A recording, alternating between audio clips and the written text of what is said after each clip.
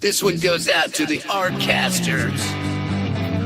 Ooh, Artcasters! I say you're catching your spell, Artcasters. Catching your spell. Ooh, you're gonna cast that spell.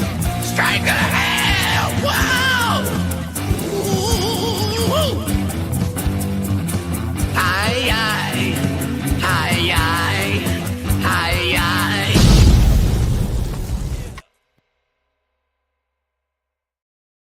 All right, welcome to episode 467 of Artcasters. Our guest tonight will be really familiar to longtime Artcasters viewers.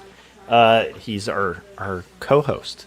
So anyhow, we'll be introducing in a second. Topic's going to be pretty interesting. I don't think we've touched on this one in a while.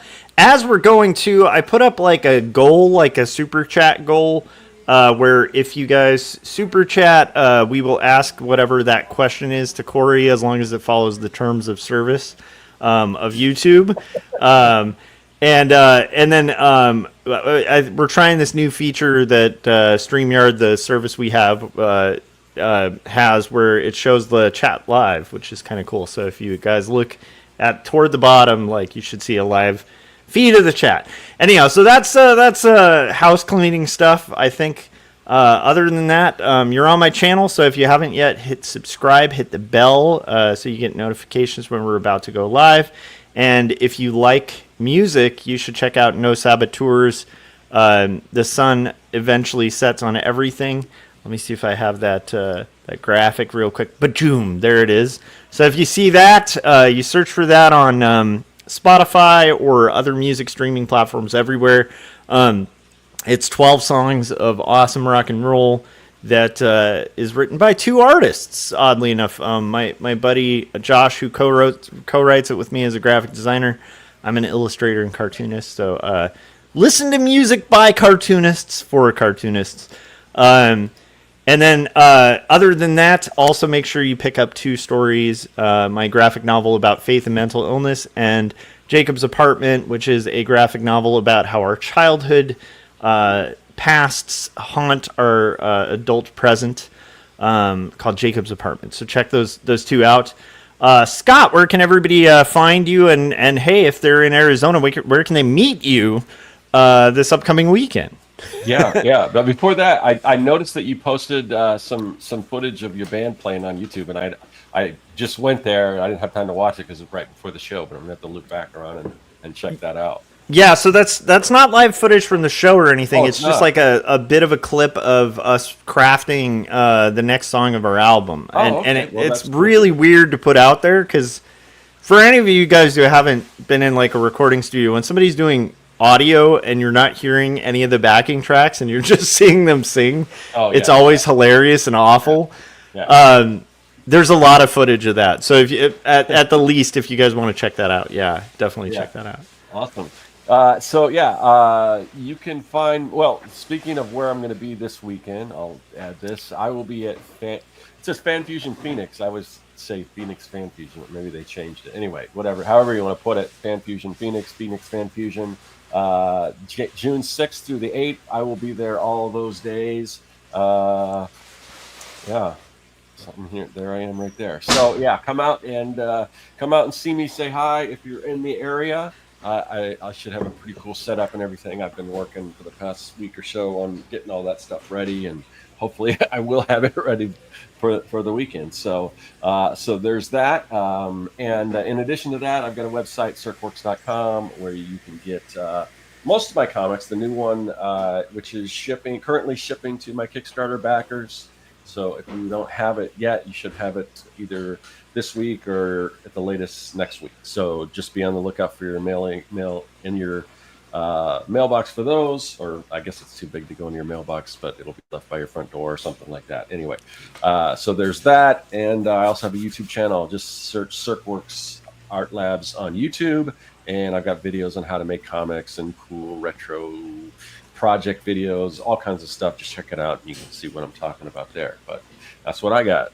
Exciting. Okay, and then our returning guest is Cory Kerr, and our topic's going to be webcomics. Cory, before we dive into the topic of webcomics, where can people read your webcomic? And also, where can they follow you? Yeah, you can read my webcomic for free at CoryKerr.com, which that was supposed to be that button. If you go to CoryKerr.com, there's always ways to get it, or if you want to go directly there, you can go to CoryKerr.com/comic. And if you want to get notifications when I drop new pages, which at most you'll get one a week, it's probably not going to be more than that. You can subscribe on Substack, which there's also a big button there. So awesome. Yeah. I love it. I think here's my guess. I know there's some questions about what's going on in chats. I think it's the king thing in chats. I think is like some kind of community building thing where if you comment you're the first comment, you have a little crown with a number 1 for the rest of the chat. So congrats, Dylan, for achieving that, and Cory for achieving number 2. I think that's what that is. And Cory's saying, I want all the crowns. Okay. Cory, Rage of Enlightenment. Yeah. Your comic. So it kind of uses elements of like big tech. It's got like some stuff from like the Industrial Revolution. Mm-hmm. It's got like an Orwellian vibe to it. What inspired that mix? And how did you decide to like have insects for your comic? Anyone who's ever seen me do anything is like, it was the least surprising combination of options. I don't know. I was reading a book called Blood in the Machine. I think the guy's name is Brian Merchant, about the Luddite Rebellion. And I was like, yeah, this is a pretty good story, right? Because, 1984 is dystopian. Brave New World is dystopian. But Animal Farm isn't dystopian. It is more of like, this is how fascism happens.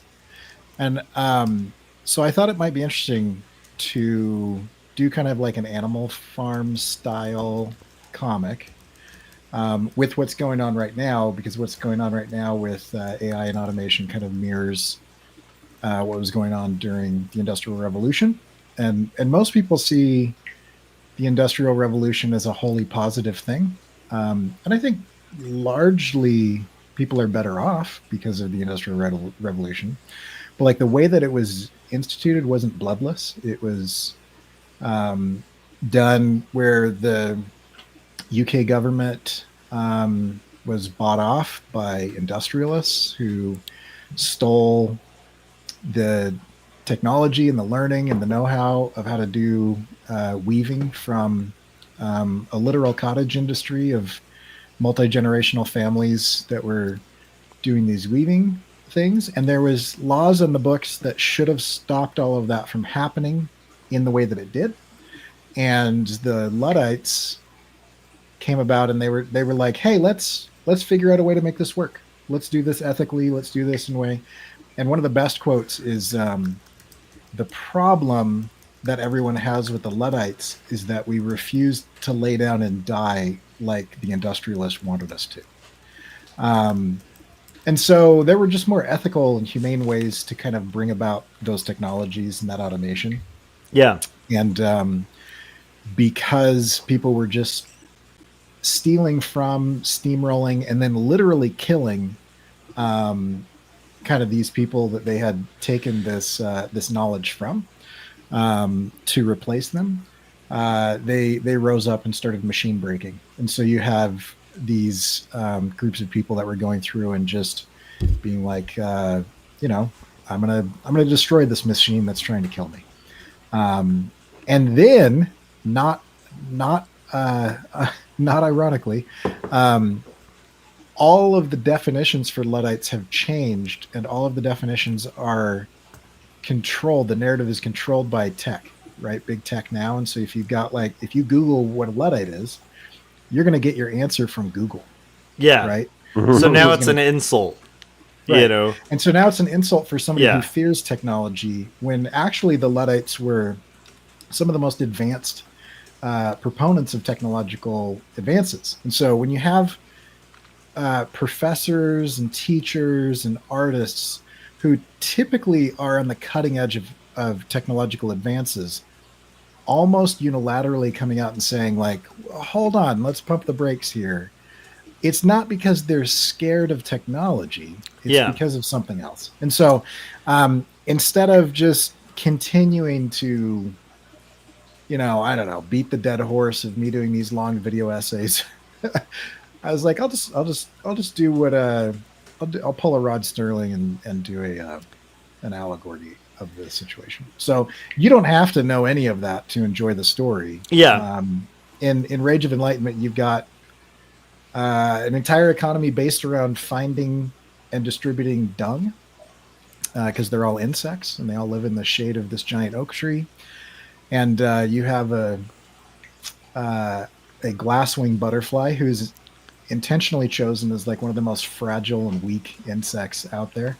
That is this industrialist that's coming in and mechanizing and automating the finding of dung, which has been kind of a cottage industry that's passed down from father to son, for generations. And there's all the things that you saw with Amazon and all that stuff where there's price gouging, and anti-competitive practices, but it's character driven. So you get to know some of these characters. People are getting kidnapped and that type of stuff. So. Oh, hey, we hit our chat goal. Jim Lujan says, "Well, will Mr. Kerr ever go back into animation?" Let me see if I can Mr. Kerr has trouble focusing on anything for too long, so the chances are very high. In fact, I did this last night because I got bored, so I was experimenting with some stuff for an After Effects class that I'm teaching now. So I'm back. I'm back into animation, and then this morning cool. I'm back into comics. So I love that. Hold on a sec. I'm making another goal just in case people want to hit it. So anyway, I gotta boil that pitch down because that is a ridiculously long pitch. No, I think it's a great pitch, and I think it speaks to like kind of the deeper themes that you're starting to kind of scratch the surface of in the story. I think one of the things I love about your thinking in general is that like your art usually has a pretty deep backstory that has like some social narrative or social meaning, and it's not like beating people over the head, but it's still like hopefully in an entertaining way making people aware of some of the dangers of just like rampant commercialism and mechanization without thought. The one thing I wanted to say before we go to another question about it is I feel like you touched on something where you were saying that it's like the Luddites actually were really familiar with the technology in itself. Like, in fact, a lot of them were like the people innovating it. Well, they had invented water looms, which were, the precursor to what eventually replaced them. But I mean, they weren't anti-technology. So I think that allegory is really cool to think about in the present day, because I think people maybe should consider with art and AI, like with artists and AI, it might not be that artists are so anti-AI for the reason of it being a threat, but more for it being them being more aware of what actually inevitably might occur from over implementation of this thing. And so it's like it's one of those things like where I think a lot of proponents and fans of AI are probably less familiar with it than the people who are sounding the warnings about it. So anyhow, I think that's a beautiful thing that you pointed out. Okay. You do a lot of detailed hand inked, at least looking illustrations.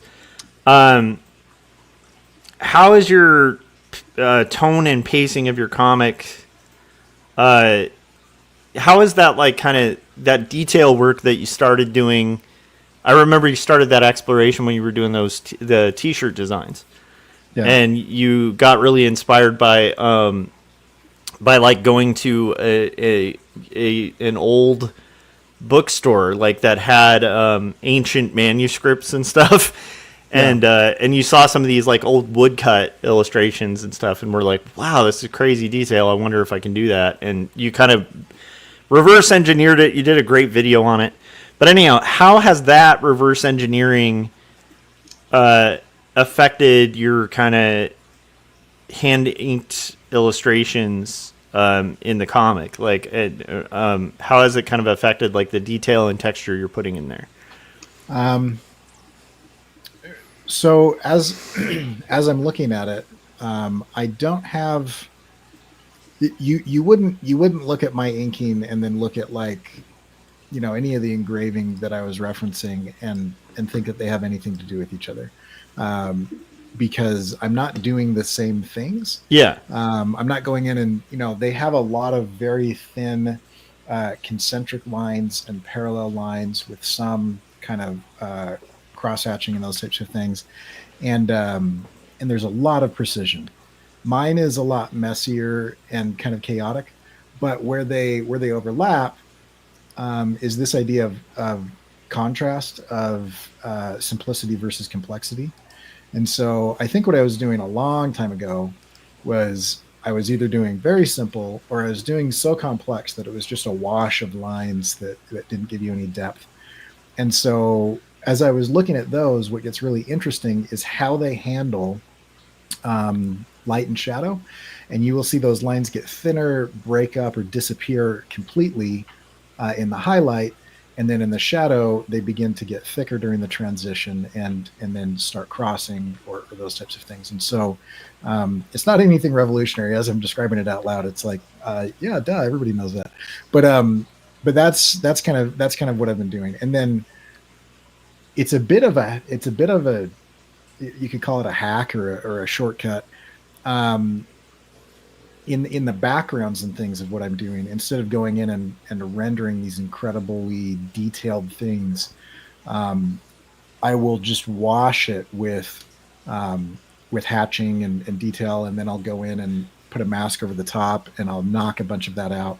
And so I've got a series of brushes that instead of putting one line down at a time, I've got rakes that'll put down 6, or I've got some splatter brushes that are kind of like using a toothbrush on paint, on ink. And then, so I can texturize large areas and then mask that texture and knock it back, controlling kind of the value. So I like that. Yeah. While it's birthed in the same type of thing, it's significantly faster than what I was doing before.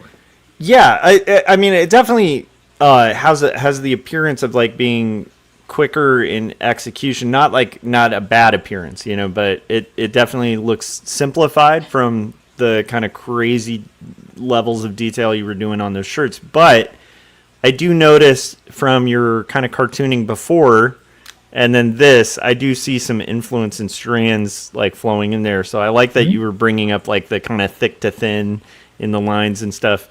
I know you advocate for this all the time, but I always try to advocate to my students that kind of thing of like exploring or back planning or like dissecting and looking at like reverse engineering would be a better word.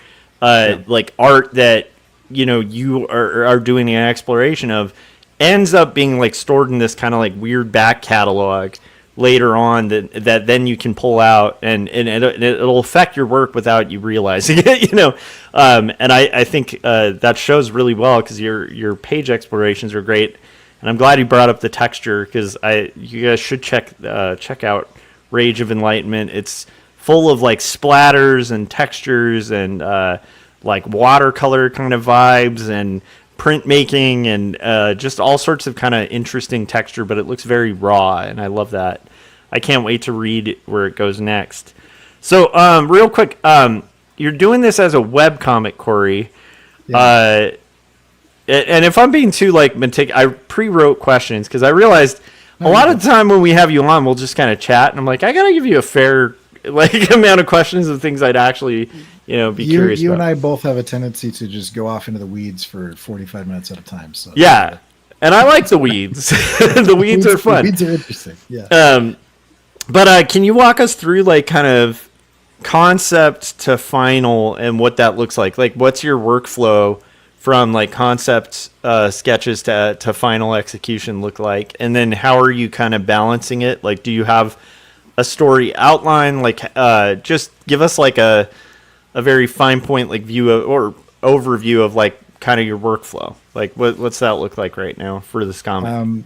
So imagine the way that Gary Hodges would do this, and mine is significantly more disorganized and almost completely opposite.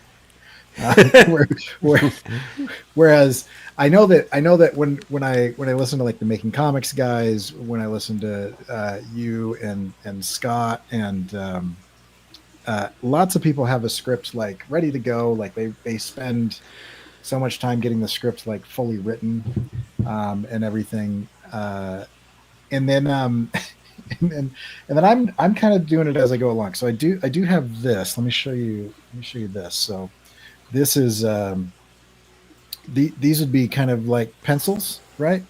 And so one of the things that I decided is that no one cares about my original pages. I'm not famous enough for that to be worth what's going on, which is actually kind of a huge decision for me. So I'm not traditionally inking these or traditionally penciling them. And so I'll lay something out like this. This is something I would probably consider pretty tight pencils. So there's some roughs and some thumbnails that kind of come before this. And then I'll come in and I'll ink those, and then I will flat it, and then I will come in and do some color holds, and that's kind of something like that. So, but it starts, I guess, with what you're looking at here, which is kind of just a weird collage of horrible mess, right? And so I've got references of different insects. I've got insects doing different things. Let me just close some of these, and so you can see what's going on. So this is me figuring out different heads at different angles of one of my main characters, Carl, and you will see that I'll just take this and I'll plop it down as part of my pencils. So they're kind of pre-penciled. And then I'll go in and erase parts of it and whatever. So I'm not drawing any of my main characters necessarily from scratch each time. Yeah. I was playing with a bunch of different styles of things and whatever along those lines. And then I have a lot of different I actually stole this from Jim Lujan, who I thought this was a great idea. He said that he just has folders on his iPad just full of character designs. So they'll have an idea for a character and just kind of draw their head, or whatever, just kind of sketch them out. So he's got all these little folders in that. So I've started to kind of build that. And then as far as that goes, then I'll come in. You can look at this is where I was figuring out there's a particular scene where these 4 characters, because there's 2 manti, I don't know, and they are jumping, and so I got different reference of what a mantis and a rhinoceros beetle and or giant beetle kind of look like when they're jumping, and then I translate it into that like that. So from an art standpoint, that's what it looks like. From a writing standpoint, let me see if I can pull this up. I'm basically, I want to show this without giving anything away. So let me bring this over here and hide. It's an Artcasters exclusive, you guys. Cory Kerr is going to blow the whole plot line for us. Let's see it, yeah. Cory. So this is what I'm looking at here, right? And so I've got reference down here. This is a Notion board. And I can go into any of these. One of my main characters is main characters are a family of jumping spiders, and so I have a bunch of like jumping spiders reference from different angles and stuff. And so whenever I need to kind of look at basic shapes and stuff like that, so this is all just one big page like full of database of different things. So here's some dung beetles. We got some, Cory. some So I some mean, I'm just looking at your process right now because I'm trying to figure out how I'm gonna create my next comic and everything. And I love the way you're doing all this. And I was gonna ask what you're using, and I noticed it looks like it's an Apple product, Notion. No, Notion is not an Apple product, okay. but it is awesome. I have it on my phone. I have it on my my iPad. I've got it on my PC and my Mac, and I think I've even got it on my my Linux box. It also has a web-based component to it. It's amazing. I can't tell you how much I use it. I actually stopped using the normal content management system that we have for our LMS, our learning management system for work. And I started using Notion instead. So all of my students go to this Notion page. If you would like all of my material, then you can go to corykerr.com/course, and you'll see my live Notion. Yeah, I was just going to use Pinterest, but I mean, I don't know. This is way better because you can zoom in, you can take notes. Like I can go in here, and these are like screenshots from a video. Because there was this video of this Black Widow spider fighting different characters, which makes sense because by the way, you guys, there is some bug on bug violence, arachnid on bug violence that you guys should definitely witness. It's pretty cool. And so instead of Pinterest where you would have one pin, anytime I'm like, I need one of these characters in a fighting pose, I can screenshot stuff and toss it in there, and then I can organize it. This is a database, and so this database will I can tag things. I can do all kinds of stuff like that. This is so it's almost like you're creating like your own forums within forums. Like that's a pretty cool site. Yeah, this is technically a wiki. That's great. And so I'm housing my own situation like that. So I will have stuff like this. I'll give you a little bit of a spoiler. This is a protest that I haven't drawn or written yet that is going to be violently broken up, right? And so I've got a note here, and I can move these cards. I can say, I actually want that to happen a little bit earlier or a little bit later. And so these are just kind of like note cards like you would in Trello or whatever. Yeah. I've got this one that's just a chase scene that just says, chase scene, bug gets stuck in a web. Friends have to rip several arms off to get him free. That ended up being 3 pages. Yeah. By the time I got to writing it and drawing it.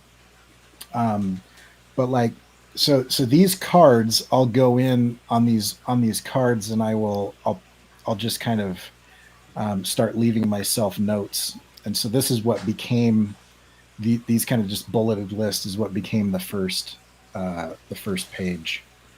And so I love this, Cory, though. I love that this started with, I don't do a lot of preparation.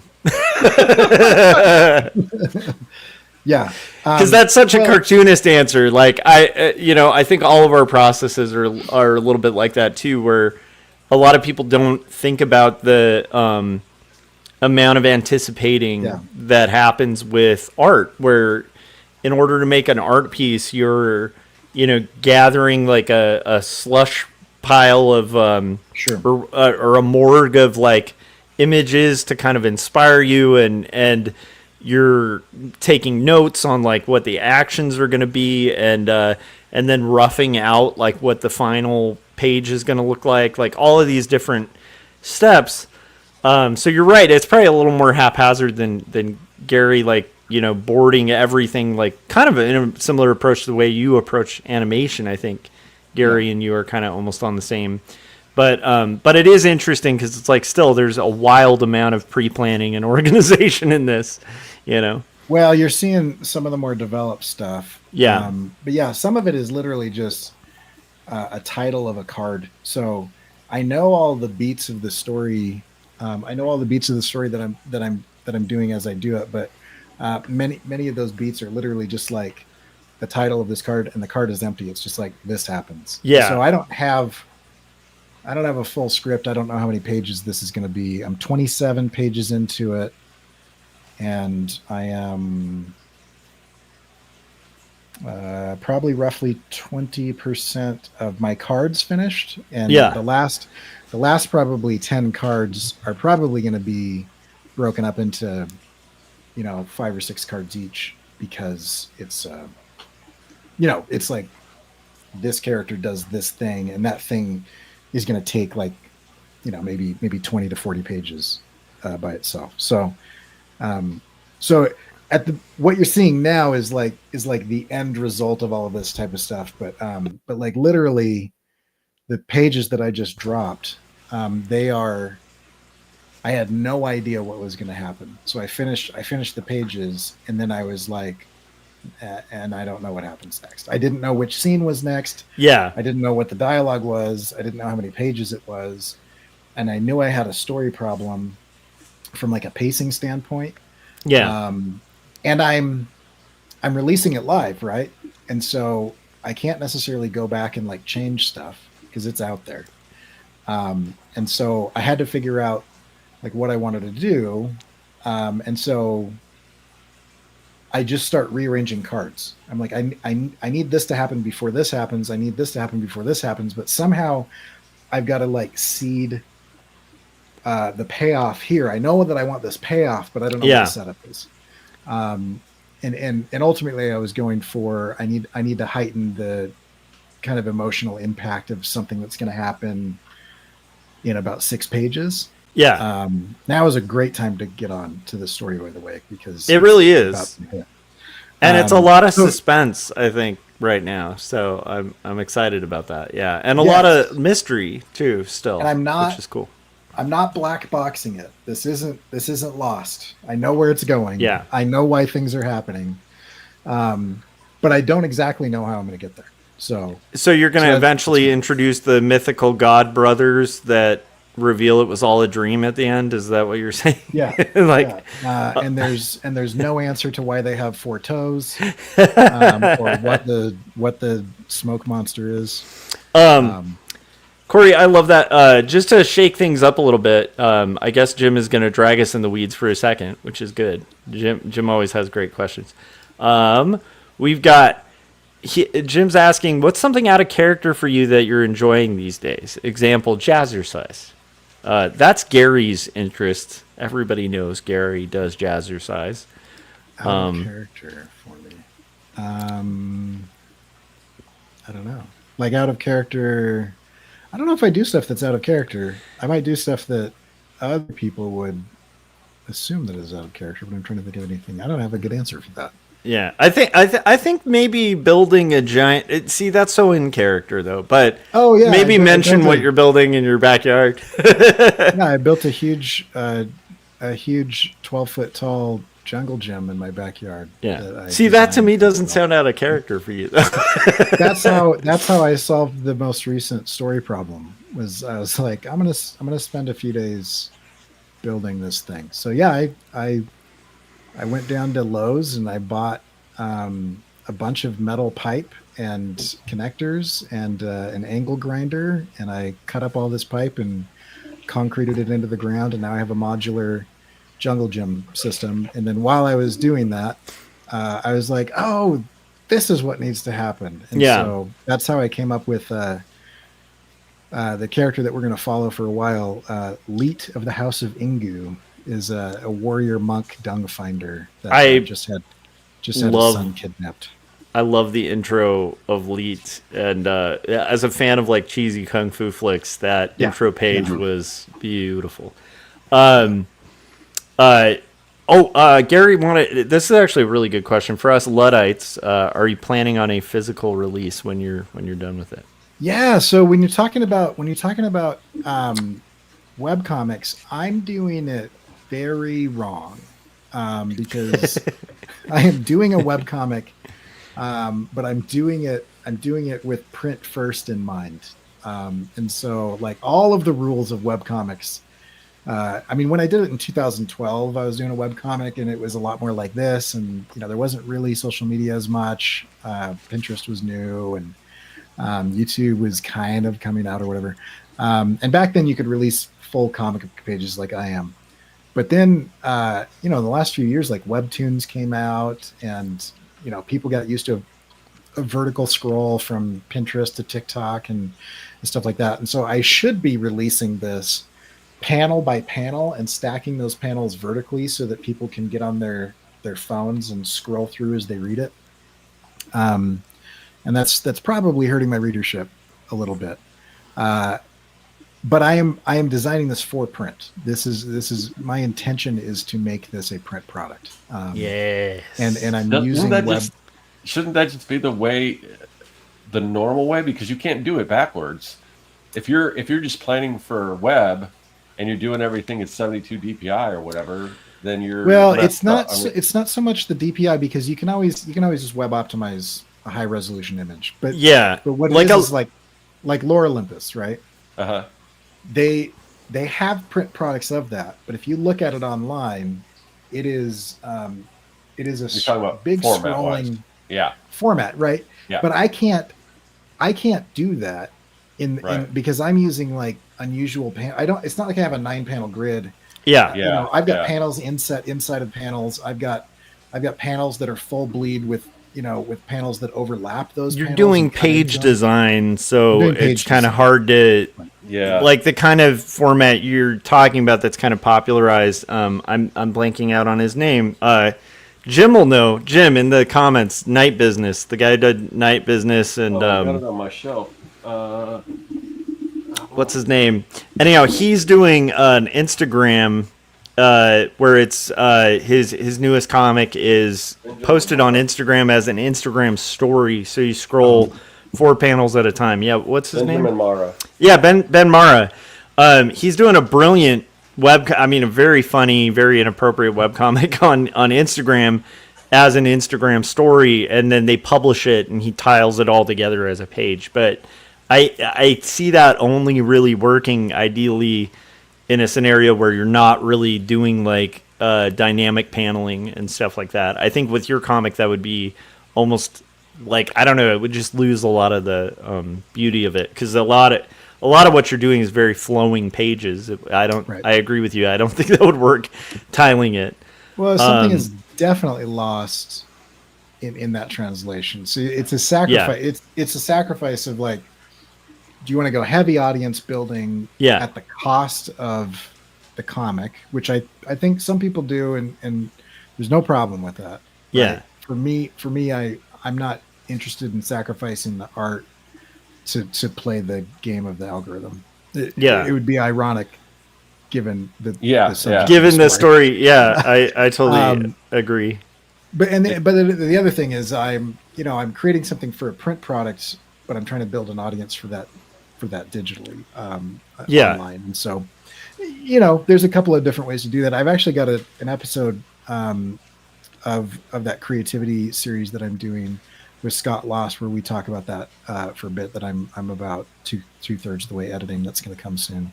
I'm excited. And those have been such good series. You guys should definitely make sure you're subscribed to Cory. Obviously, if you're following Artcasters, you probably are, but if you aren't yet, go subscribe to Cory's channel and check out his interviews. He interviewed a bunch of people in the Artcasters community, some of us as well, and like these are really great interviews, like very simple questions, but by simple not insultingly simple, like brilliantly simple, that I think would be really good for especially emerging artists like here, because it's a bunch of different people's take on creativity and the process and stuff, and they're really great interviews. You guys should check them out.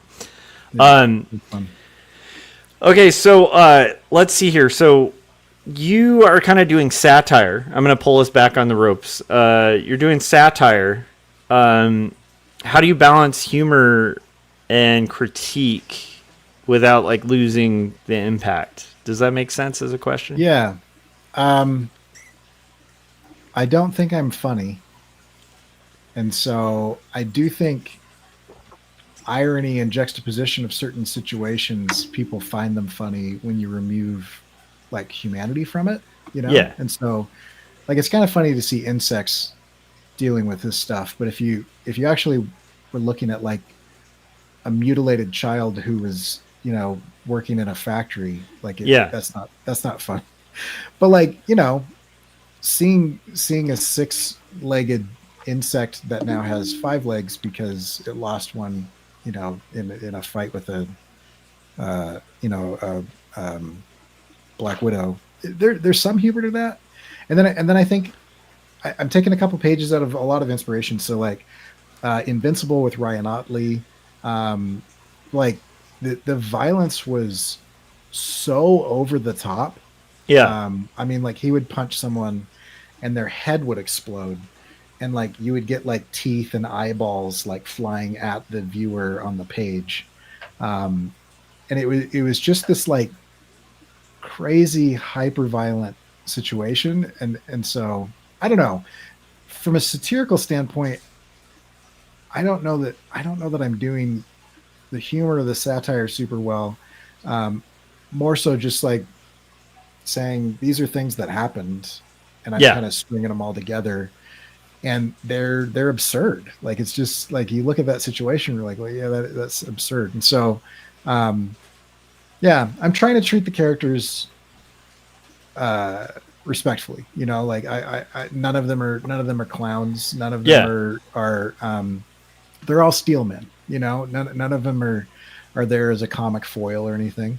But they're all different, and they care about different things and whatever. And there's a couple little, I mean, you have a jumping spider who's kind of anxious, and so his friends tease him that he's a little jumpy, and there's little puns and stuff like that. But I mean, they're also talking about like their missing children who went on a date with 2 praying mantises last night, and they're trying to decide whether, you know, they've been eaten or if they're just still out. I love that page too. The parent who's like, they know better. They know it's a praying mantis. You know.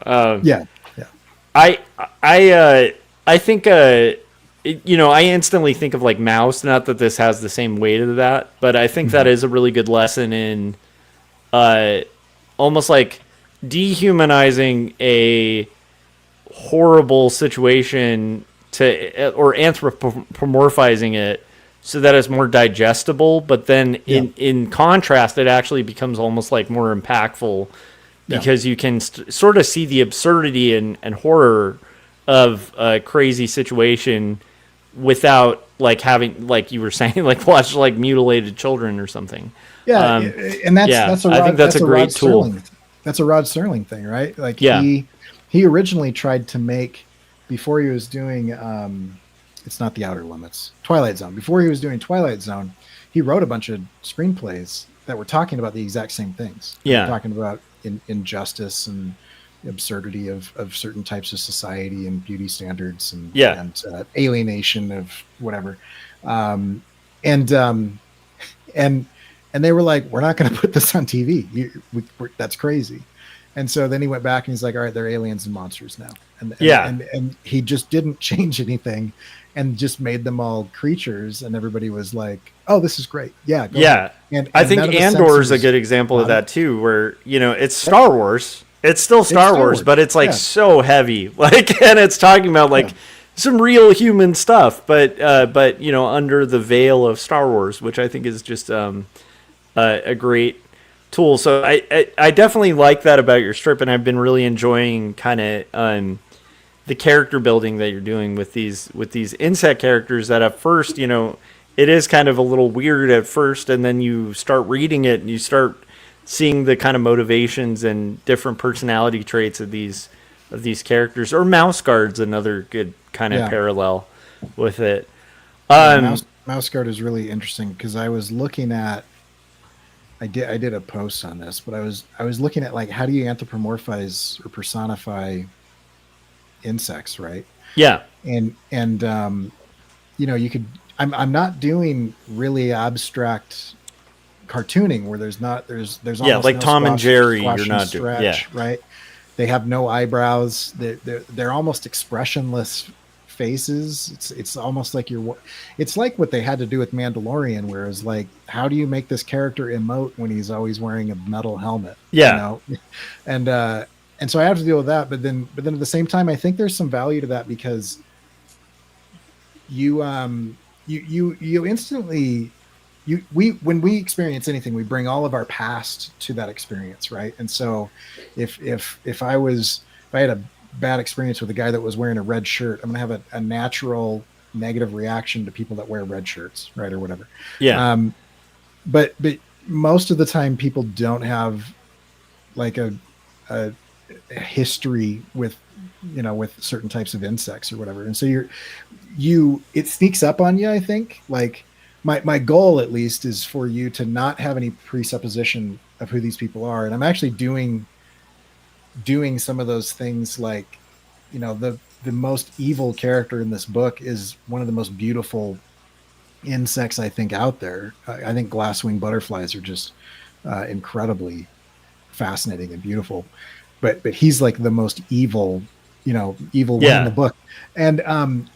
And so there's a little it sneaks up on you. Like, you get to know these characters because of what they do and what they say, and not necessarily what they look like. Yeah. Whereas we're so used to humans that you're gonna bring some of your assumptions and biases with you to a character design. I don't necessarily think you do that with things that you're really unfamiliar with. Yeah, I love that. I also love the idea of anthropomorphizing without, like, there's like kind of two schools of cartooning. There's one thing that Disney was really great at, right, which is like you have things like Fantasia, where it's like the animals still have to use their animal parts. Like, they're not. Yeah. If you watch that movie, like, I'm not saying you, Cory, because you've watched it, but it's like, if anybody watching this watches that and looks at how true to kind of the actual anatomy of the animals they were, it's kind of revolutionary at the time, because, like, there was that, and then you had kind of the Tom and Jerry school where, they all have eyebrows and really are just kind of people in an animal costume. Like, it's like they have big, they have big gloves, and it's like the Mickey Mouse kind of form of anthropomorphism. And I prefer kind of the route you're going, where you're using these animals like if they were speaking using hands like people would, but their hands are actually their anatomy. What's that going to look like? It is so frustrating that they don't have hands. Yeah. Mm-hmm. So many times so many times I've been like, I want them to gesture. Yeah. Or grab something or communicate in some way with their hands. And it's like, it's just a phalange on the end of this like exoskeleton. There's just, it is so difficult without opposable thumbs to do so many different things. Like, who would have thought that was like a evolutionary advantage they're there? They're not built to communicate with their hands. They communicate with their thorax and their abdomen and little membranes underneath their wings that they click. And so their hands have nothing to do with communication. Yeah. But I love it. I love that you took on that challenge, because I think that's, in my opinion, that's like a harder anthropomorphism to pull off. So well done. Yeah. Can you, get a little bit into the world building process of Rage of Enlightenment? Like, how are you making sure, like your setting, for instance, how are you making sure that matches the narrative? Like, how are you, like, what are you kind of putting into the setting and stuff? Because there are really fascinating settings, and I love that, you mentioned Luhan before. One thing I love about Jim's cartoons are that every time he creates a character, like, he'll show a room and you really get a vibe of, like, who this person is. Like, I think that's an underrated thing about his animation, is that, like, there's just so many little indicators of, like, who this character is. And I think you're doing that a lot in this comic, where, there's a lot of little hints and indicators of, like, the houses these people live in, or like the environments that they kind of tread in. So how are you kind of going about that, like, world building with this comic? Yeah, that was something I thought about for a long time. because you have like you got Doug to Naples Newts, you've got Peterson's Mouse Guard, you've got the Littles and the Borrowers and Stuart Little and stuff, and all of those have slightly different rules. Like sometimes it's like we're going to make everything microscopic or make it very small, but they have all the same things. They've got a car and they've got a whatever. And then other times they're like, to them, a shirt button is as big as a shield. And so they're going to use, shirt buttons as shields or whatever. And so I had to come up with like what the rules are. And I wanted to do a mixture of two things. It's kind of the cell phone problem, right? Every major like horror or suspense or action movie has to account for cell phones nowadays. They didn't used to, but nowadays you have to figure out a way to kill the cell phone so that they can't just be like, I'm having a problem, get me out of this problem, right? And one of the ways of doing that is you tell stories that are pre-technology, right? And the other thing is this is based in like early 19th century history. And so I wanted to do medieval style Eastern European UK huts and houses. And so you'll see a lot of the architecture is based on kind of those you get a lot of framed kind of X's and support beams that are external. Like you'll see a lot of the framing of those types of houses are like on the outside. But then I'm also accounting for scale. And so like the machines that are taking over dung finding are actually based on an ancient Chinese wheelbarrow that had sails on it, and the wheel was mounted in the middle, and then the load was wrapped around the wheel, and it's a significantly more stable design than the European wheelbarrow. So it is actually a more logical design than the European wheelbarrow, because the European wheelbarrow is really tippy, and you have a fulcrum that is way far away from the user, right? Yeah. Whereas it's very far forward of the load. And so I'm trying to say, if this society didn't have electronics, maybe there's a little bit of magic, maybe there's a little bit of technology, but that technology is going to be Rube Goldberg Stone Age-esque technology, maybe Iron Age, because there is some kind of iron smelting and things that are going on. How would that logically develop, like based on what's going on? So you have to take into account some people in the society can fly, some people live underground, some people live above ground, some people live in trees. There are certain groups of people that would probably eat other groups of people, and so you've got kind of like a hierarchy situation like that way. And so it all kind of comes down to that. And the one thing where I threw it completely out the window is I'm not going to explain the clothing. And so I don't have rules for clothing, but I do have rules for any technology or gadgets. It's got to be, there's very few moving parts, and any of the moving parts are going to be exterior and can probably be made out of wood. And so if you think of like the machines of a mill, where the water's coming down, that turns a big thing in the water turbine that kind of turns some gears, and then that might be able to make something spin. I'm okay with that level of technology, but beyond that, I'm trying to limit it to something a little bit magical. Yeah. The only magical element is yet to be revealed. It's been hinted at, but and so all of that is to say, I'm mixing a lot of ancient cultures. It's a little bit old school.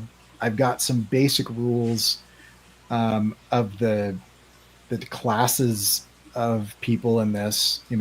Those that are involved in the decomposition cycle. Those are predators. Those that are flying. Those that are kind of like underground.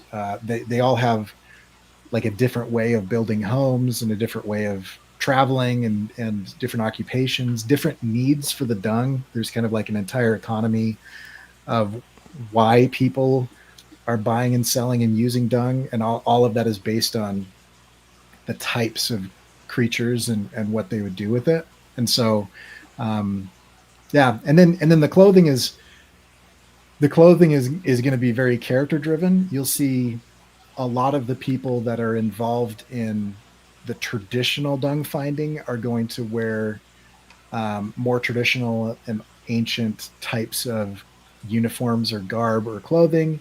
And then a lot of the people that are involved in like the mechanizing and automation side of things are wearing more modern clothing. So like Murdoch, the main industrialist billionaire, is like he wears the same shirling lined jacket that Bane wears in Batman, which is a 1911 sniper Swiss sniper jacket from World War One, and a 3-piece suit underneath that. So he's like mixing all of these kind of like styles and iconography. But then like Leet is a monk that was trained in kind of this meditative practice that helps him locate dung kind of instinctively. And so he's literally based on kind of a mix of samurai and Tibetan monk clothing, whereas Carl so far has just been in a furry bathrobe, but we're about to see him show up in what he considers his traditional occupational garb, which is very kind of shogunate era situation. It's an armor plated kind of samurai outfit, and that kind of fits his anatomy as well. So that's right, great. He's also a big armor plated beetle. So yeah, I love that. I love that it goes so deep.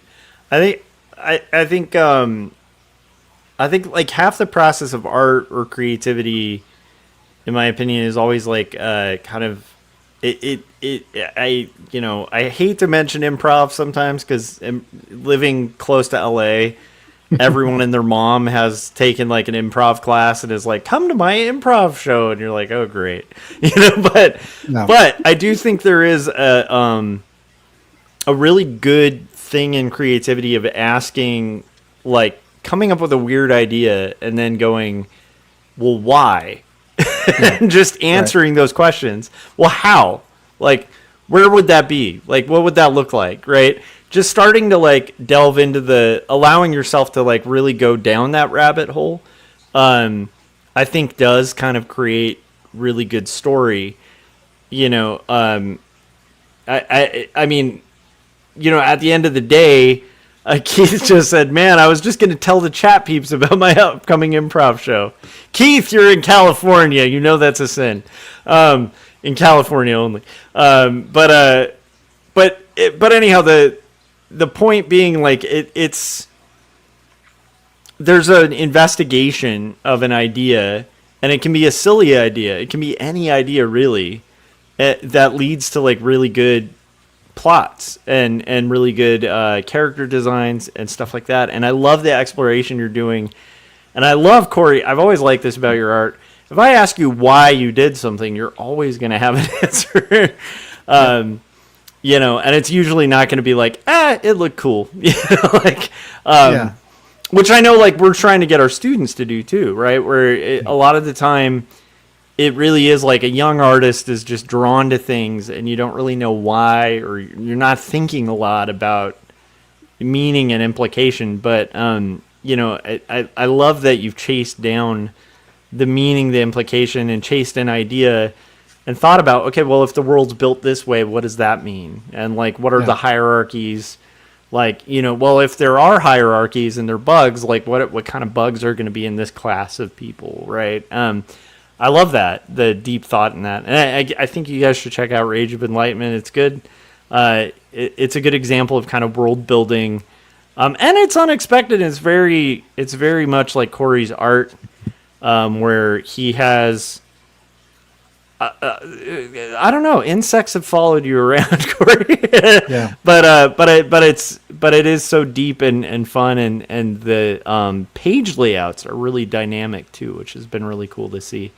Yeah, I was just going to comment because, it's self-servingly just because I'm thinking of, how to lay out my comic and Cory's approach as far as, I mean, the idea of setting that up for web. I mean, I mean, it would be advantageous to do something on, run this new series I'm working on as a web comic, but I don't want to sacrifice those killer page layouts. Yeah. There's probably some middle ground, but So what I'm doing, and I do want to talk to you guys about this, because I'm kind of curious in what you think, and there are people in the chat also that I respect their opinion quite a bit, so you guys jump in as well. But like, I don't know if I'm doing the right thing, and I'm kind of curious about it, and I'm experimenting a little bit. So the basic idea is,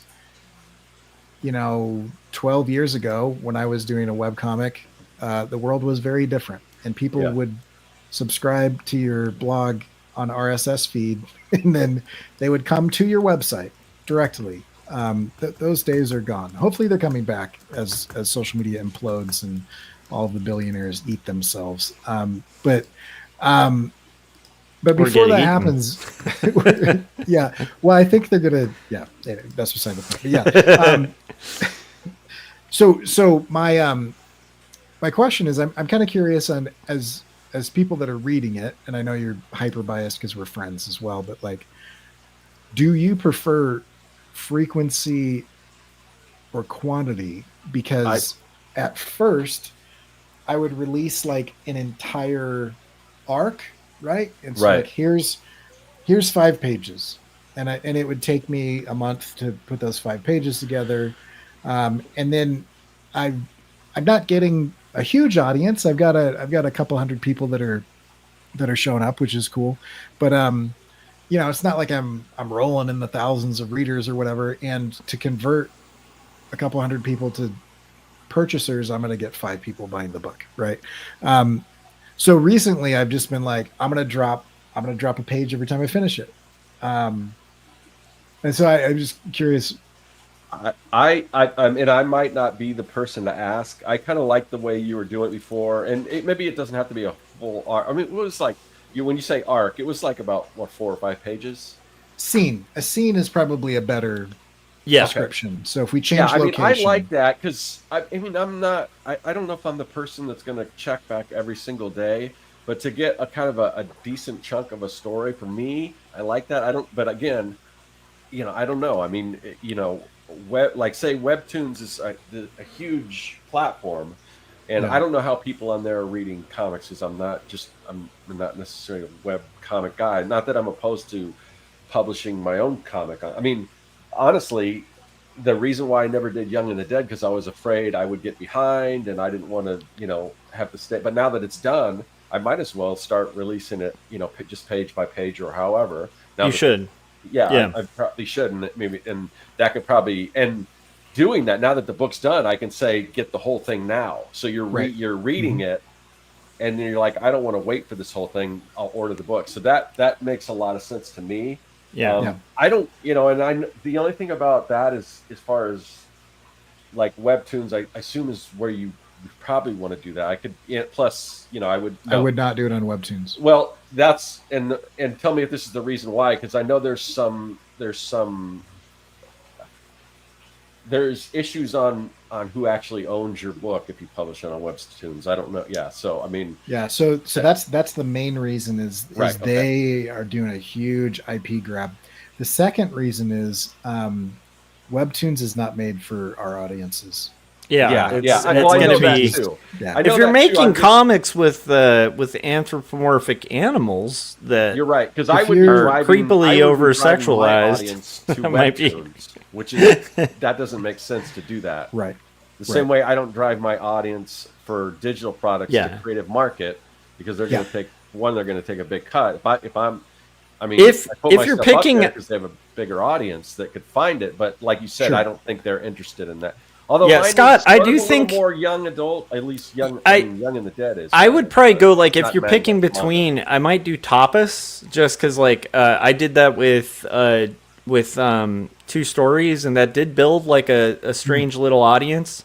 I Do we even know made a what little kind bit of their revenue. terms and services are as far as They let creators keep, and if they end up doing IPs, they'll make a deal with you. So it's Okay. like I think it's more kind of like YouTube, where if they want you to be a partner, then they're going to pull you in.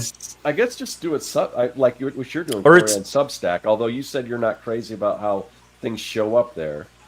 Yeah, my only problem with Substack is I'm designing this for the printed page, Right. and I can't go wide enough on Yeah. on Substack to have people view. Also, and this is I don't know, prideful or whatever, but like I'm freaking killing it on these pages, and I want people to see them. Like Yeah. these are some of the best things I've ever drawn, and like you look at it as a Substack, and you're like, yeah, you can tell what's going on, but like I no think one's drawing seeing people to your site is Yeah. the ideal in it, honestly, because it's like that's just going to drive them directly to your mailing list and your site. Like, and your mailing list can be Substack, you know. And you have Yeah. your site's Squarespace, right? Yeah, I'm using Squarespace, and Okay, 'cause so that's what I used.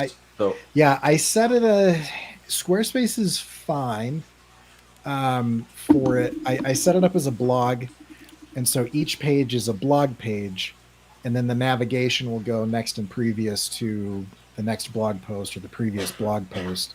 Yeah. And then you can do summary blocks, which I have all over the site. If you go to any page on my website and scroll down far enough, you will see the most recent, 3 to 7 pages, depending on how wide your screen is, of Rage of Enlightenment. So you can click on that.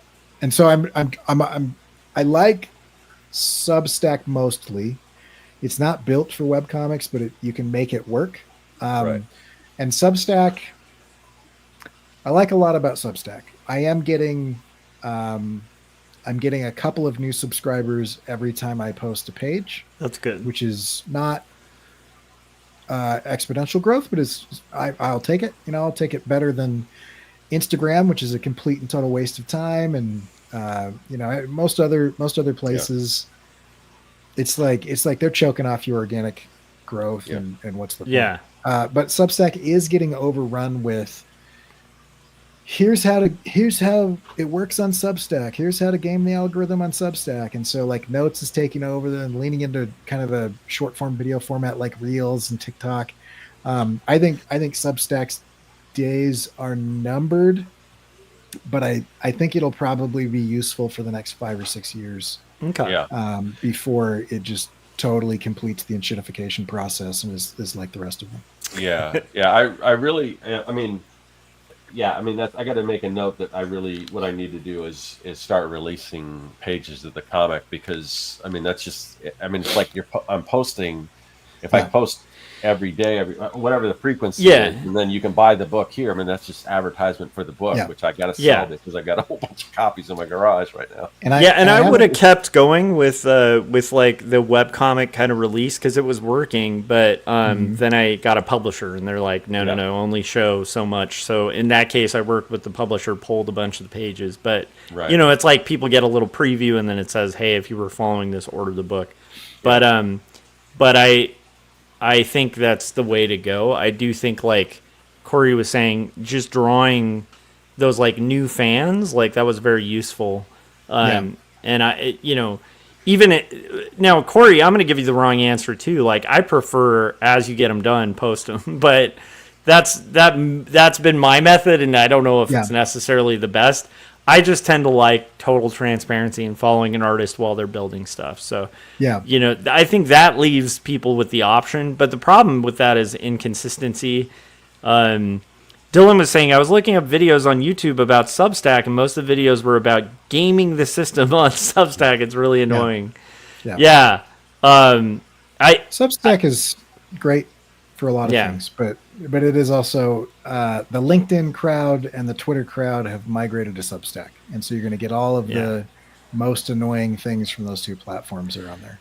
However, all my friends who are novelists, like actual like writers, they all use Substack and have like Substack subscriptions and use it to write chapters or write articles. And I think you're on to something there, Cory, because like The longer I'm doing cartooning, the more I'm realizing I think writers have been onto a good approach to art that like we just for some reason ignore as cartoonists because we feel lowly or something. And so I like that you're using Substack. I think that's probably a good call. Yeah. Although seriously, if you guys want to check out out his comic, check it out at his website because that's the best way to see it. Yeah, so subscribe on Substack, and then you can read it on my site. What were you saying, Yes. Scott? Oh, I was using MailChimp for my mailing list, and I got to the point where they wanted to charge me, and it wasn't like a stair step type thing. I mean, it was hit with like, oh, now it's $50 a month. I'm like, right. I mean, and then it went up from there. So I moved everything over to Substack, and I got a lot more interaction from my newsletters, and so regardless of whatever the social media aspect of Substack is, I think it's great for a mailing list. Yeah. I agree. I think it's really good for a mailing list, and as a mailing list, it works really well. I think there are two main downsides to it as a mailing list. One is there is an incentive for them to get people off of email and onto their platform, and so they're always pushing people to download the app. And when you install the app, it turns off emails and turns on notifications for the app. So that's a big downside. I just noticed that recently. I don't know if that's a change that's going to stick. People are not happy about it, but I wasn't happy about it. And then the other thing is, it's just I don't know. I forgot what my other point was. There was a second one, but anyway, it's fine. It works really well. Oh, I know what the other one was. Gen Z does not read their email. Okay. Yeah, you're lucky if they read a sentence. I mean, they are, and this isn't Old Man Yells at Clouds, but in the U.S., and this includes Gen X and Boomers, we have a functionally illiterate society. And so, but by functionally illiterate, I mean that Mark Twain quote that there's, or is it Mark Twain? The man who cannot read, or the man who does not read, has no advantage over the man who cannot read. And so you can be literate, but you're functioning as an illiterate. Mm-hmm. We did a study recently, not scientific numbers by any means, but just kind of a man on the street with some of my students, and had, as they were walking around campus, students pull up their phones and see how many unread emails they had. Yeah. And the average of these 15 or 20 people that we stopped randomly was in the thousands of unread emails. Yep. And so I don't know what to do about that, because I have been saying for like 20 years, like, own your email list, drive traffic to your website. And it's like the internet broke and society sucks. And so no one goes to people's websites anymore and nobody checks their email. And I'm like, well, piece of crap, I mean, I don't know in the long run if this is going to help, but in the long run, I'll probably be dead. But I mean, my target market isn't Gen Z. I mean, if somebody's Gen Z and they're interested in like nostalgia or whatever, or sure. and there's a small percentage of people who are. But my Young and the Dead's about a zombie apocalypse in the 80s, and the next book is about the birth of hip hop, mashed with kaijus and monsters. It's very much, and it's in the 80s too. So alternate reality. 80s will be fashionable and out of fashion every other year. It's. I mean, all of the things that you use, Scott, to pitch your story, that's all watched by younger millennials and Gen Z. I was going to say, like, Stranger Things is like insanely. I'll probably get back to doing more of the more comic making and stuff.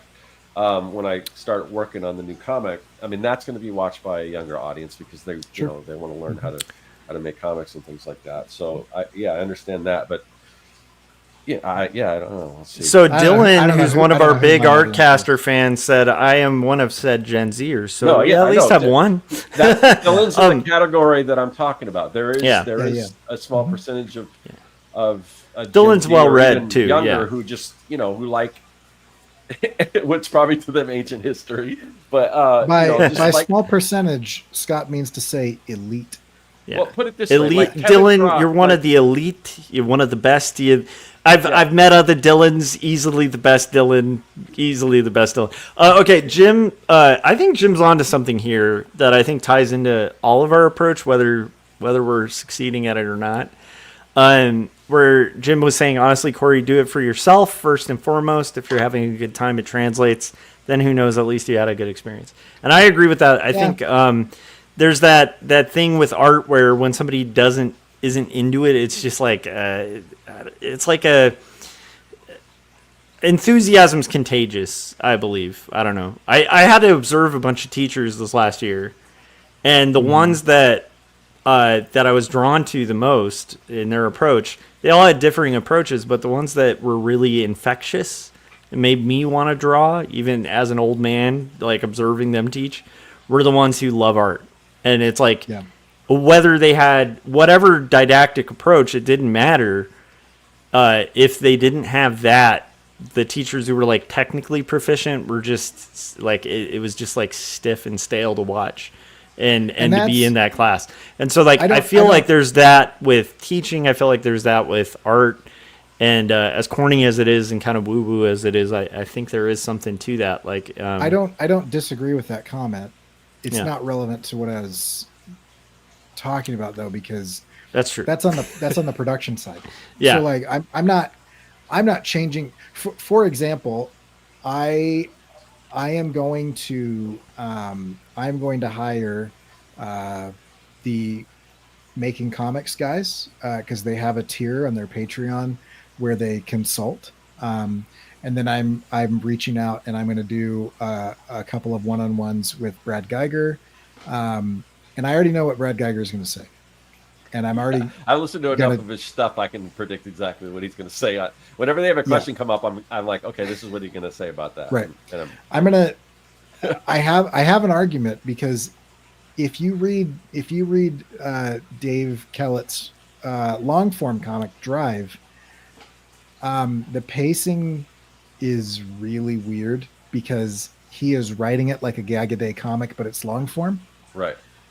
And so like every page is a gag, right? And there's I haven't gotten too far into it. I'm assuming it's got some emotional resonance and some humor that kind of carries on. Or whatever. So I don't want to discount it, but I'm not interested in every one of my pages having a payoff or every one of my panels. It seems like, especially if you're reading it as a collection, it's like it's almost like a speed bump every page. Yeah. To me.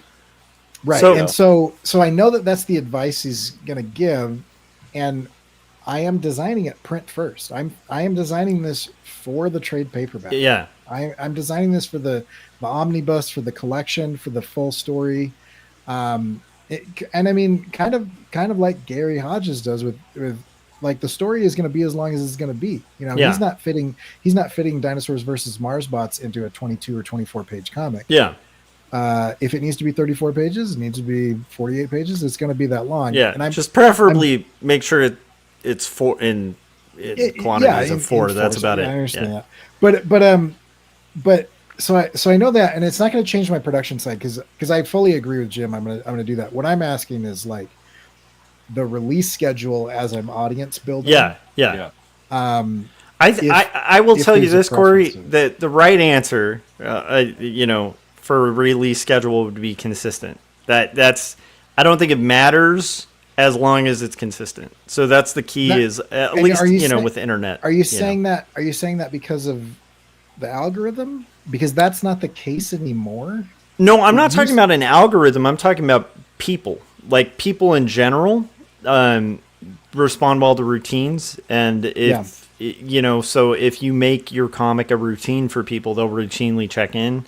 If you miss that routine, whether there's algorithm or not, like just human nature, is like not going to see that Coca-Cola ad or whatever and not buy a Coke. Like the key is just kind of like consistency. I would say like just in general with marketing, as long as it's consistent, you can build people to follow it.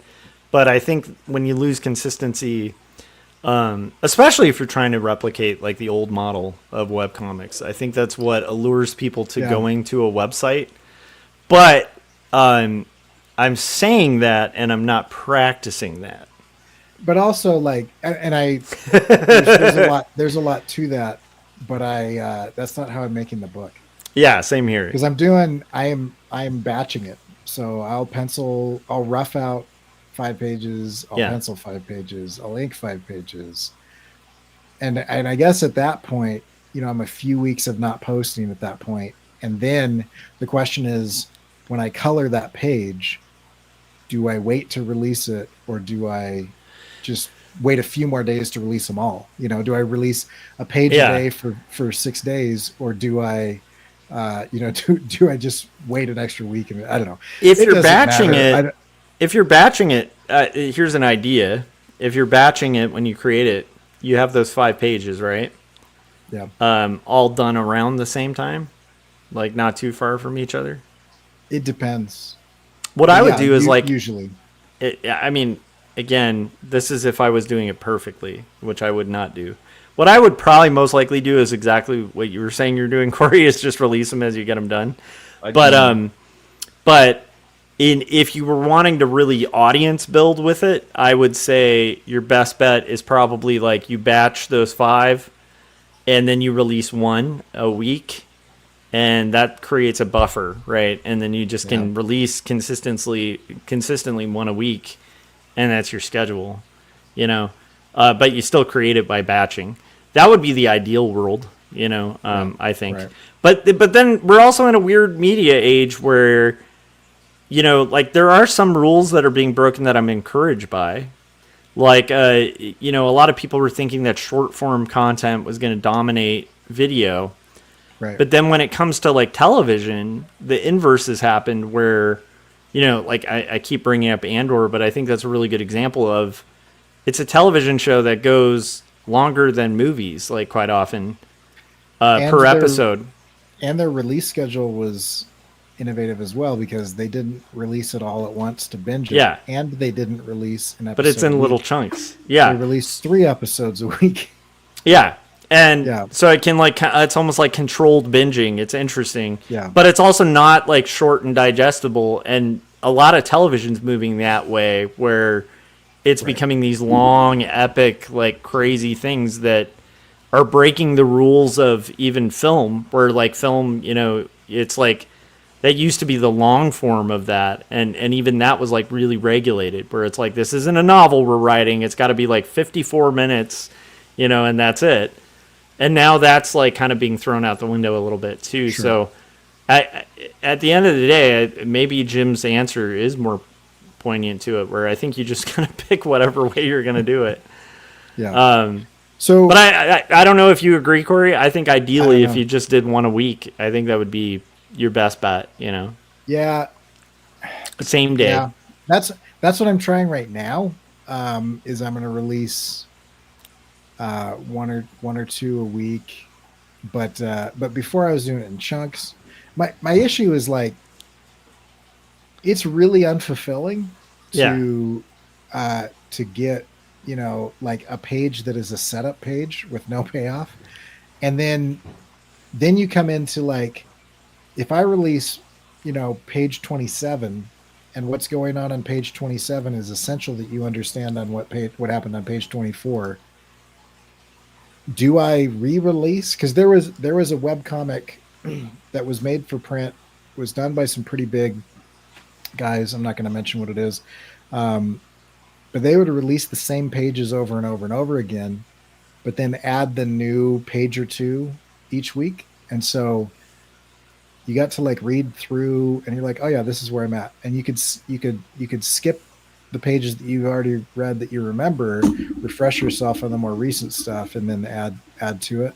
I might try something like that, or I actually did try something like that. But the problem is my readership is not heavily engaged. So if you're reading, comment on the pages so that I know what you want, what you like, what you don't like, those types of things. Because right now I just don't have any data. It's not going to change the way I'm producing the book. I'm going to make the book that I want to make. But I want to make the reader experience as good as I possibly can, and if people prefer one way or the other. That's a good point. And that's always hard to do as internet folk. I think people always respond way more. We have like a Yelp kind of society where we're way more prone to comment if we hate something. Like it's like a restaurant with like no good reviews isn't necessarily a bad restaurant.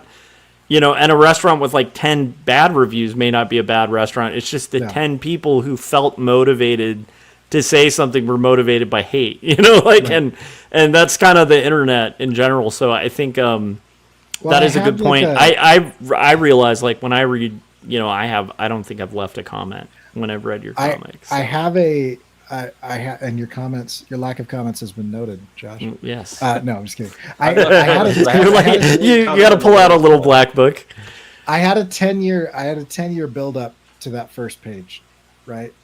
I had an audience. I did webcomics when webcomics were hot, and there are not so much anymore, but a couple of years ago, 1 or 2 years ago, I would still get occasionally somebody reaching out saying, "Hey, are you ever gonna pick up the Mixed again?" And so there was an audience, and they were showing up every week, and they were doing that type of stuff. And then I went off and did a bunch of other things. I did animation and did a bunch of other whatever projects and things, and it was fun. Got a master's degree and all that. That first page, I got tons of engagement. Lots of people commented, and then almost no one has commented since then, which I'm assuming is one of two things: either everybody stopped reading, or it's what you're saying, Josh. Is like this is great. I had a good experience, and I'm off to do something else. But nobody's like hating it. Where they're like, "You've ruined it. I hate it now." And so it's the silence, I guess, is better than vitriol. but yeah. Well, it depends. For driving traffic, the vitriol might even be better. I don't know, but Jim was actually pointing out a truth, which I think we've all kind of learned at this point. He said, "Soon you will learn, young Padawan. Nobody really knows what they're doing." I agree. Like, I think at the end of the day, like you got to just kind of go with the experiment. But whatever you do, don't stop. Just keep the fires. And what's cool, Cory, is the juxtaposition of when we were last at Crestline and this thing was like an inkling of an idea, which I think was like last year, right? And we're doing another retreat I think in August, which is exciting.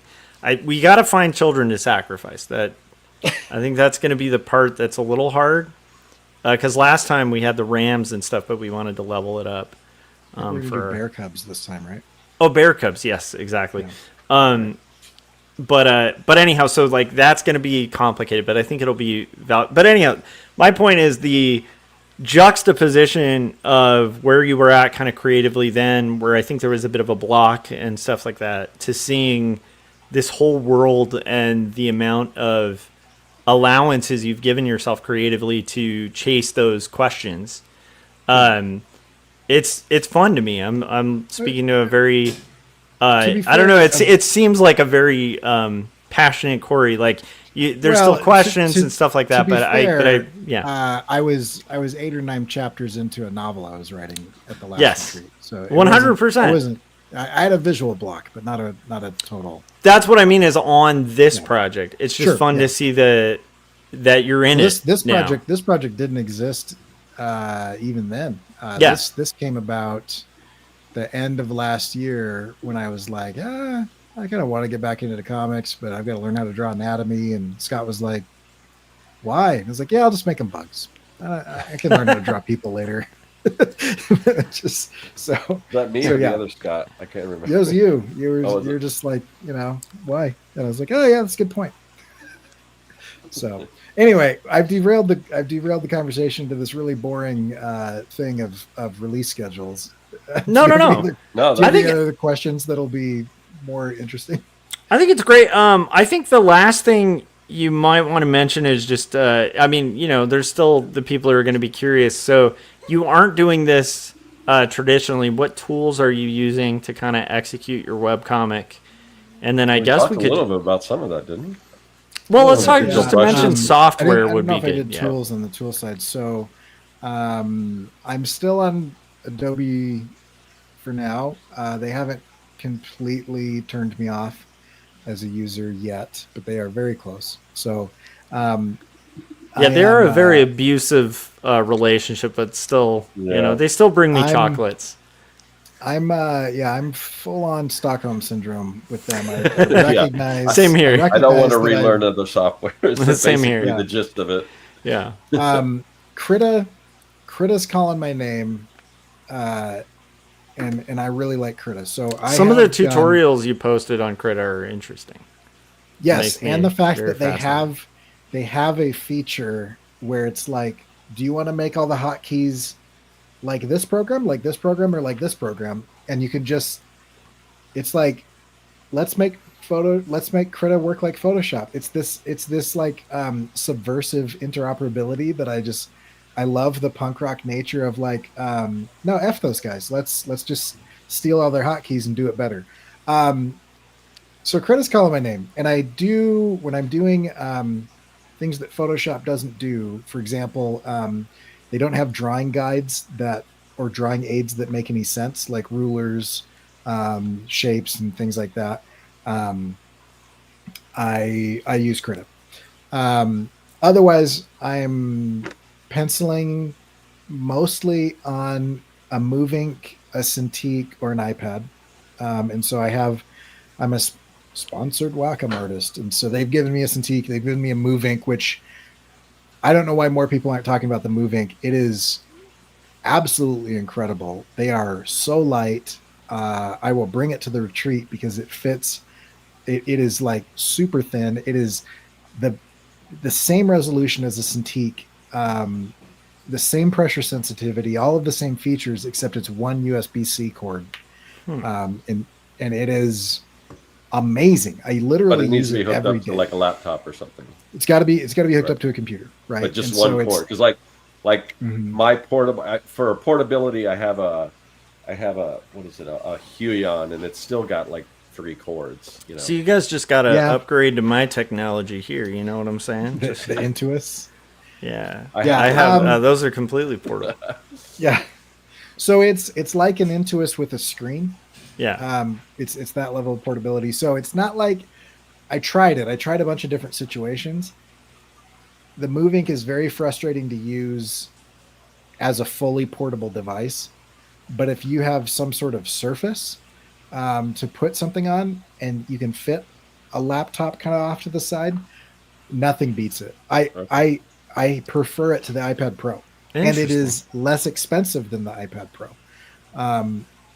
And I hate so many things about the iPad. It still does a couple of things okay, but I almost never recommend anybody buy one. I do not like, and this is partially maybe a little bit of a control issue that I have, but the line that I put down, I want that to be the line that goes down on the page. Yeah, that I want exactly what I don't want smoothing thing. I don't want digital smoothing. I don't want any of that.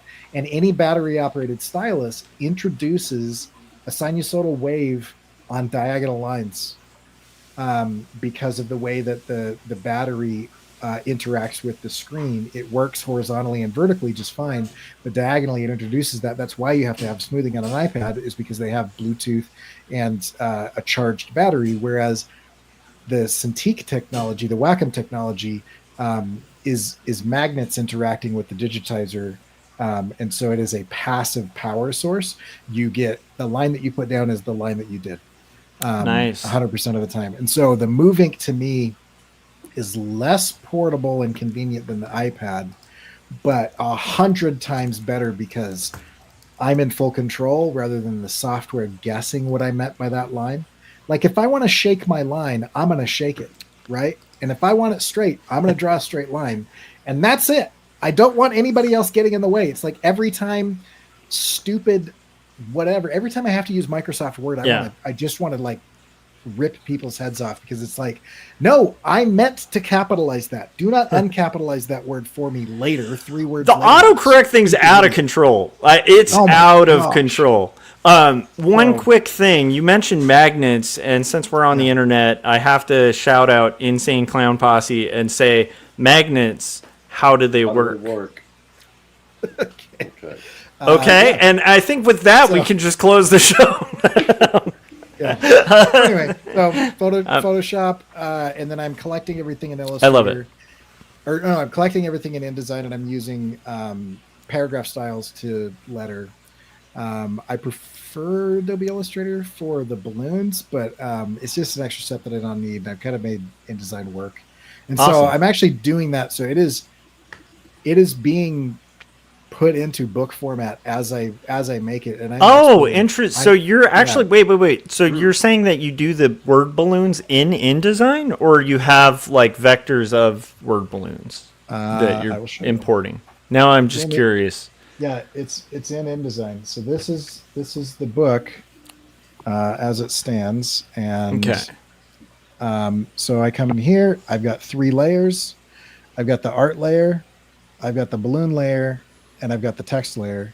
And then I come in and I have paragraph style set up so that I have different things. So like when it's like this, or if I want it to be said here or here, right? I can change it based on who's talking or what they're saying. Oh, great. But I am actually designing the balloons in InDesign, which is frustrating because it's not as good as Photoshop. Can you, Cory, as annoying as this is, can you make a tutorial on how to design word balloons in InDesign? I would totally watch that because that's amazing. Yeah, probably. All I'm really doing is instead of using the shape builder tool, they still have a Pathfinder panel.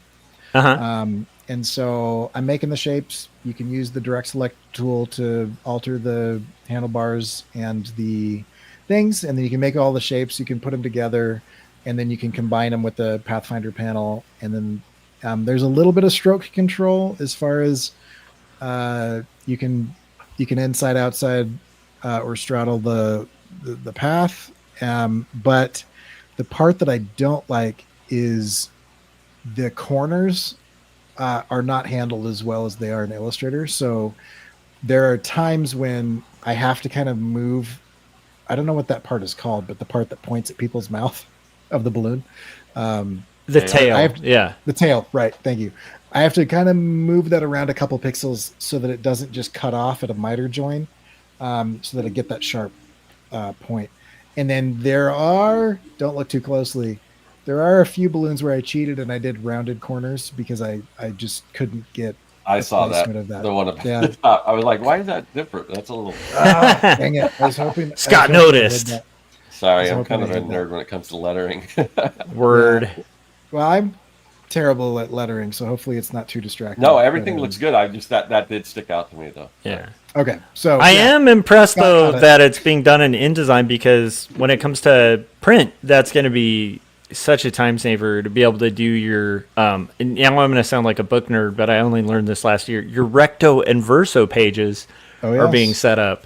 So I've got it all. I've got it all right here. It's all already laid out in pages. I can jump to any of these pages. The nice thing about it is I gotta move my mic. These are all Photoshop pages, PSD, and so as I overwrite them, they update. And so if I go down here, I will update my pencils, my roughs, my oh, thumbnails in cool! the Photoshop And then it document just so that you have it live update because it's InDesign. Yeah, I love that. Because I can see. I'm going to make myself not full screen anymore. I can see those facing pages. I can see in context what just happened and what is about to happen, and visualize it as I'm thumbnailing. So you're getting to look at spreads without being ancient like me and doing physical printouts and putting them side by side. Because I literally have a stack that I just set side by side. But that's great. That's brilliant. That's amazing. And when you eventually print this, it's the jump from book to book won't be like a substantial. It depends jump. on my printer. Because I was just listening to the Making Comics podcast talking about, I think it was Keith, saying how much work. I know this is blasphemy, but I design an RGB. Oh, I do all my work in RGB. Well, no, there's a divide. I'd say it's about 50-50. I always check to make I'm a sure CMYK. using things that are out of the color gamut. Shame. I just hate CMYK. How? You have the exact percentages of ink. You are telling it. This much of this ink. This much of this. Stupid. It's like mixing paint. It's beautiful.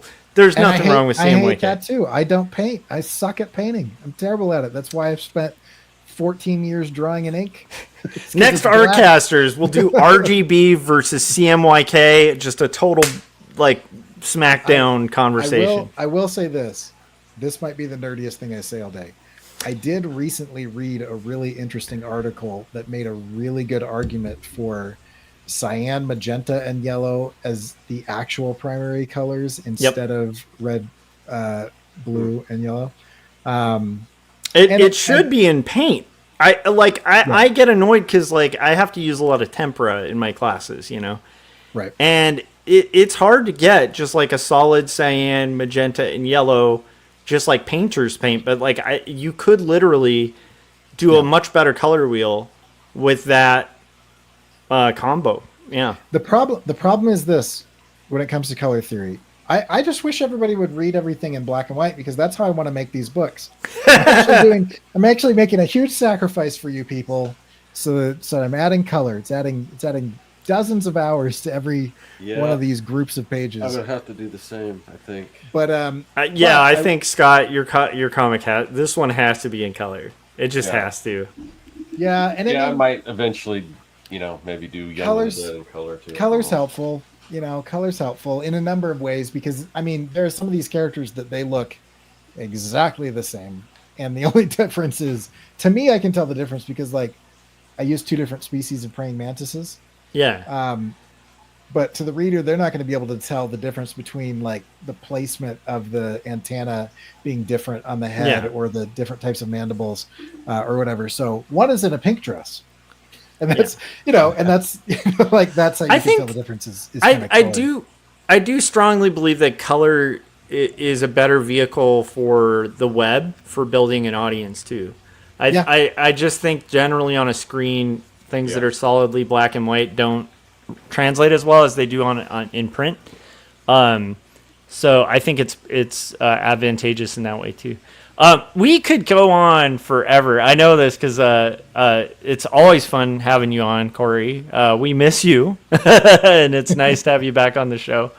I think we've kind of hit it. Is there any last thing that we didn't kind of get to that you wanted to touch on, Cory, other than routing people to your Substack and your comic? I will say everything you've heard today is under the surface of this comic. So the comic, first and foremost, is a fun, action-packed, character-driven, emotional ride. It's not a boring history lesson like I've described it. No one is spending. It's not a George R.R. Martin where we spend 3 or 4 pages describing the clothing that somebody is wearing. So go check it out because you can know nothing that I've said in the last 90 minutes and still enjoy it. I feel like this was a very Cory Kerr interview where I'm like, let me tell you the most boring things about. No, I might be at fault for that because I was trying to dig under the hood there because I do find it really interesting all the thought behind it. But I agree, you guys don't have to know all that. It's nice knowing it after the fact, but and the nice thing is you'll see it. None of this is stuff that's expositional and overloaded. You're not doing the George R.R. Martin salt beef thing for 10 hours. Right. If you've read George R.R. Martin, he's obsessed with salted beef for some reason. There's I want to, at some point, I should see if maybe AI could do that for me. How many references to salted meats are in Game of Thrones? I'm guaranteeing it's probably a chapter. AI can do that for you. I just read a study recently that says that depending on which AI platform you use, you are likely to have a 34 to 73% rate of total lies. Oh yeah. So I love that. As a non-fan of AI, I love that it's starting to cannibalize itself. Okay. I do have to ask you, Cory, because you're on, and it's an AI thing. Very briefly. My prayers for the model collapse are starting to come true. Is that what you're Not just that. Did you read the recent article about there were a bunch of scientists who did a test, or programmers who did a test on the OpenAI system that runs ChatGPT, and I think it was like 4 out of 5 times that they tried to program it to shut down. It actually found loopholes around shutting down, so it would shut down other programs, or it would self-sabotage the system itself so that it could keep running. And the scary part is it eventually, even though they tried to reset its memory, it had a memory beyond that. It started rewriting its own code to kill the shutdown commands at the code level. Yeah, it's good. Anyhow, so that's it's a monster, that we've created. At first, it was ducking and weaving, and then it was just like, I'm not playing this game anymore. Yeah, no, that's very interesting. Did you see the Microsoft study? I'm actually writing. There's a video essay coming soon about this. Okay. The Microsoft study, they studied 319 knowledge workers.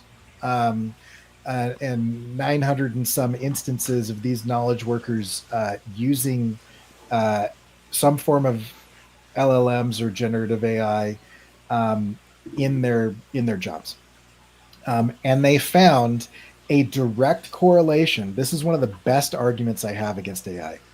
They found a direct correlation to the confidence that you have in AI and how stupid you are. And the way that they said it was someone who truly believes that AI is helping them. They show several different signs that indicate that they have a diminished sense of critical thinking. I love it. They also produce a more narrow and smaller set of solutions to a given problem. And they're seeing mental atrophy over time with prolonged AI use. And so there is now preliminary but scientific studies that show that if you use AI that you're dumb. I love it so much. Well, with that, I think that's a good way to close it out. You guys should check out Rage of Enlightenment. It's fun. It's entertaining. The characters are really deep, but it's also like, it's not like a read that you're going to be like depressed for days reading. It's very entertaining. Amazing layouts, really cool artwork. As much as Cory was shunning color, the color is amazing on it, and very expressive too. That's one of my favorite parts about it. Is it's feels very raw, like very human. And so check it out. Check out Cory's comic. There's a link down there. Cory, where else? Where I don't know if I linked to your Substack, so let people know how to get to your Substack as well. Yeah, it's right there under my name. If you just go to corykerr.com/comic, that'll take you to my website, right to the comic page. You can read it there, big and beautiful. And on every one of those pages, there is a form that you can fill out with it's just put your email on this button, push this button, and that'll subscribe you so that you get an email notification whenever I drop a new page, which will not overload you because it is not as frequent as I would like because I have a job and 3 kids. I love it. I also really appreciate that you took the time to join us, and it's always fun catching up. Okay, you guys are on my channel. If you haven't yet, hit subscribe, hit the bell so you get notifications when we're about to go live. Thanks to Jim for the super chat. If you guys are watching this after the fact, just hit like, subscribe, all that fun stuff. It does help, cheat the algorithm until the algorithm, which is now mostly AI driven, eats itself.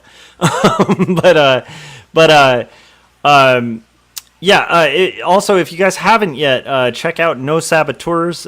We have an album streaming everywhere that's brand new. That's called The Sun Eventually Sets on Everything. It's probably the best music I've ever been a part of, and I think you guys will like it. It's rock and roll. It's all kinds of flavors of rock, and it's worth checking out and maybe putting on in the background while you're working. And then if you're down to read, if you're one of the weird, strange, the honored younger generation or older generation who still read books, check out Jacob's Apartment and Two Stories, my 2 graphic novels. They're very heartfelt indie comics that only the cool kids read. So you watching this, you seem like a cool kid. You should read it. I do have one request. If you have read Rage of Enlightenment, go back and drop a comment on a few of those pages. Yes. Support Cory's stuff. Comment on it. Let him know what you're liking too. I'll just take random emojis. Let's have a contest. I'll give something to whoever comes up with the most random nonsensical series of emojis on any of those pages. Just any type of content. I love it. There you go. Spam Cory's comments.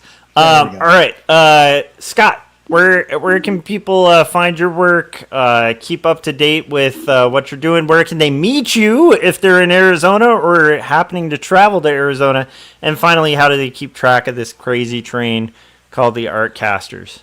Yeah, I will be at Phoenix Fan Fusion this weekend. So if you haven't got your tickets, get your tickets. Big show, big comic book show, pop culture show. There'll be tons of cool stuff. Come out and see me. Also, I have a website, circworks.com, where I've got comic books, I've got digital products, I've got wax packs, I got all kinds of cool stuff. Check that out, and also check out my YouTube channel. Just search Circworks Art Labs on YouTube, and check out some of my videos. So that's where you can find all my stuff. As far as this show, the Artcasters, we do the show every single week, and usually on Tuesday. It might change or whatever, but one thing that does happen is it goes back and forth between Josh's channel and my own. So if you want to know whose channel it's going to be on, who the guest is going to be, what the topic, all that stuff, join our mailing list. We don't spam you or anything. There's a link in the description. Click on that, join the mailing list, and all we do is like 30 minutes or so before we go live. We'll send out a newsletter just alerting you that we're about to go live, so you'll have all that information and you won't have to be wondering, whose channel it's on tonight or any of that kind of stuff. So do that. Oh, and go ahead. Go ahead. I was just going to say thanks to the chat, but yeah. Awesome. I was about to say the same thing, and then I also forgot you were hosting. So yeah. No. It's I also forgot one little last thing, which is I am going to be starting summer in like 2 days, and so if you guys aren't subscribed to this channel, you're going to want to be, because I'm going to be doing a heck of a lot of live streams, because I'm going to try to do. You guys can see if I fail at it or not, but I'm going to try to do about 2 comic pages a day for the whole summer. And so, cool. Yeah, so that means I'm going to be online a lot. And so if you are bored and you need company while you're working on art, subscribe, because there's going to be a lot of that. All right. With that, Cory, thanks again for being a guest. Read Rage of Enlightenment. And I will see you guys on the next Artcasters. Bye.